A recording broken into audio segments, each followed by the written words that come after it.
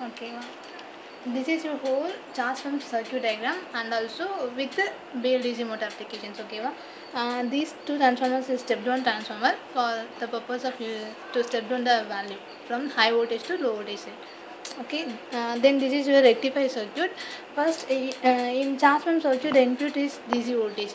First, we have to give the input DC voltage. We have to give the DC input voltage. For that purpose, one transformer is used. This one is first transformer, main transformer, and 230 volt is stepped into 16 volt, more or less 16 voltage. Okay, and the secondary side of the transformer output is 16 voltage. This is given to this port. This port is your AC input. 16 volt step down connection is given to here. These four diodes are your rectifier diodes. So because we have to rectify this AC supply to DC for the purpose of giving the input of charge pump circuit, because the input of the charge pump circuit is DC supply na, that's why we are rectifying AC into DC converting. Okay, and this is your capacitors. This is for smoothing purpose only they are connecting this capacitor. This one is LED. This, if the supply is whether for checking purpose only this LED is given here. Okay, this is your transform circuit. This is your transform circuit. Here two switches, two diodes and two super capacitor. These two is super capacitor. This is MOSFET switches. This is sorry, this one is diode. Sorry, not diode. In this circuit, what they given here? Diodes. Diodes. Three diodes are used. Two diodes. Okay, I'll explain. This is your charge pump circuit. Here two switches now. For these two switches, we have to give the gate signal. For that purpose only, this is one is your driver circuit. In this is your microcontroller circuit. From this microcontroller circuit only, the pulses are generated using the space vector modulation technique. Here, the space vector modulation coding is dumped here in this circuit, in this controller. In this controller, we are taking 8 output signals because we are using 8 switches. So we are taking 8 pulses here, 8 output pins here, and this is your this output is given to this buffer circuit, because in microcontroller the current value is divided into each pins.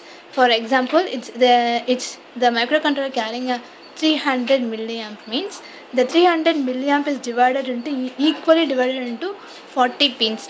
340 pins means each pin carrying 300 divided by 40 is equal to 0.7 milliamp, more or less 0.7 milliamp. Each pin having 0.7 milliamp only, but we have to give proper input to the driver circuit. So for that purpose, we are using this buffer circuit for increasing the current value to more or less equal to driver input current. Okay, for that purpose only we are connecting buffer unit. This buffer output here 8 signal is connected to this buffer unit. We are taking two signals because one driver circuit can able to generate two pulses. So we are giving two output here, two output here, two output here, and also two output here. So 8 output is given to this buffer. The 8 output from the buffer unit is given to this 3 driver circuits. Okay, why we are using driver circuit here means we have to give the 12 volt pulses to the switches, but the output from the microcontroller signal is plus 5 volt. We can't give the plus 5 volt to plus 12 volt switches. That's why we are connecting here driver unit. So for amplifying 5 volt to 12 volt signals, here output is 5 volt. Here it's boost up to 12 volt and then is given to this switches. Okay, that's why here also the driver circuit used. For these two switches, the driver circuit gives a signal, but here this output is connected to this circuit only in this through these connections only. Okay, and then this is your inverter circuit. Inverter circuit having a 3 legs, each leg having two switches, 3 legs. Okay, then this is your shunt resistance. All here are connected in shunt resistance. If we are giving the input to switches means we have to connect through shunt resistance, we have to connect the input as output. Okay, input from this driver is given to the switches through the shunt resistance for the purpose of protective purpose only. we are connecting shunt resistance. This is your driver, sorry, diodes. And diode, why we are using diode here means only for the purpose of unidirectional flow. The pulses is only goes to switches, not from the inverter circuit. That's why we are connecting diodes. Then diodes means unidirectional device, so that's why. Okay, this is your output resistance. Three legs. Midpoint is connected to this resistance. Through the resistance, we are connecting wave DC motor here. Okay, this is microcontroller. For running purpose, we have to give the plus 5 volt input signal to this microcontroller. For that purpose, when we are giving this AC input here. For that purpose, we are connecting another transformer. We are taking another 2 voltage 230 voltage supply. It's stepped down to 16 volt. This is also the 16 volts is given to this input put AC input. This one is your rectifier circuit because the chip items runs only DC supply. That's why we are giving the uh, rectify. So AC is rectified into DC. The rectified DC is given to this regulator because the rectified output is 16 volt. But here regulator having the microcontroller needs only 5 volt because we won't give 16 volt to directly this microcontroller. That's why we are using this regulator circuit. So and this regulator regulate 16 volt to 5 volt.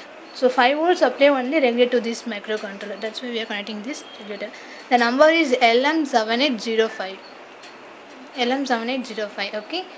This is for driver unit. We have to give a 12 volt supply.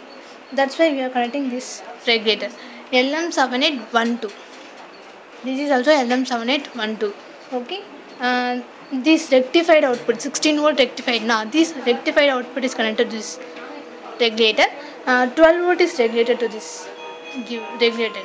Okay, that's why these already are indication purpose only, whether the supply is given the circuit or not. That's why the oscillator circuit. This microcontroller needs plus 5 volt supply and also clock signal. Without clock signal, it won't run. Okay, that's why we are connecting this crystal oscillator here. It generates a clock signal. Okay, this is a ceramic capacitor. These two capacitors, ceramic capacitor. This one is aluminum type capacitor. Okay, then if you have any other doubts.